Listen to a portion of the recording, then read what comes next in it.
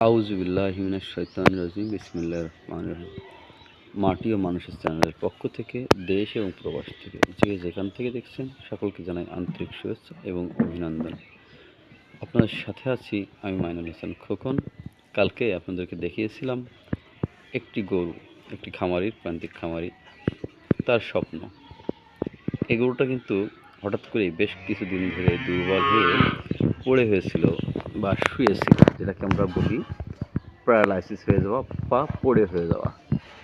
এই গরুটাকে আমরা চিকিৎসা দিয়েছিলাম একজন অভিজ্ঞ ভেটেরিনারি সার্জনের মাধ্যম থেকে। আমরা পরামর্শ নিয়ে গরুটাকে এসআই কোম্পানির অ্যামাইন সুপার অ্যামাইনো 500 মিলি এবং ডেক্সটোস 25% 1 লিটার এবং এসআই কোম্পানির ক্যালসিম্যাক্স, নাভানা কোম্পানির নাভারসল এবং এসআই কোম্পানির অ্যাসিভিট এডি 10 মিলি, এটা দিয়ে আমরা সেলাইন করেছিলাম। এবং মুখে খেয়েছিল নাভানা কোম্পানির ক্যাপসুলা জেল, আরপি গ্লুকোজ, এগুলো দিয়েছিলাম। তো আলহামদুলিল্লাহ, আল্লাহর রহমত, আল্লাহর রহমত অবশ্যই, আল্লাহর অশেষ রহমতে আল্লাহ তাআলা এই গরুটাকে সুস্থ করে দিয়েছেন এবং এই গরুটা আজকে উঠে দাঁড়িয়েছে আলহামদুলিল্লাহ।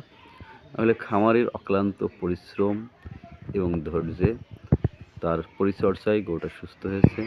খামারে কিন্তু আসলে বুক ফাটা আর্তনাদ বা বোবা কান্না, আল্লাহর কাছে এত পরিমাণ তিনি দোয়া করেছেন, আল্লাহ তার মুখ পানে তাকিয়েছেন, গরুটাকে সুস্থ করে দিয়েছেন আলহামদুলিল্লাহ।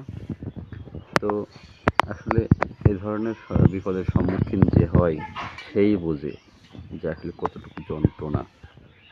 তো আগামীতে আমি প্রত্যেক খামারিকে পরামর্শ দেব যে এই ধরনের গরুকে বাচ্চা হওয়ার পরে ভালো মানের একটু ক্যালসিয়াম, ভিটামিন এই জাতীয় কিছু খাওয়ানোর জন্য। সকলে ভালো থাকবেন। আগামী প্রতিবেদন দেখার জন্য আমার চ্যানেলটি লাইক, কমেন্ট এবং সাবস্ক্রাইব করে সাথে থাকবেন। আগামী প্রতিবেদন দেখার জন্য সকলকে আমন্ত্রণ জানিয়ে আজকের প্রতিবেদনটি এখানেই শেষ করছি। আল্লাহ হাফেজ।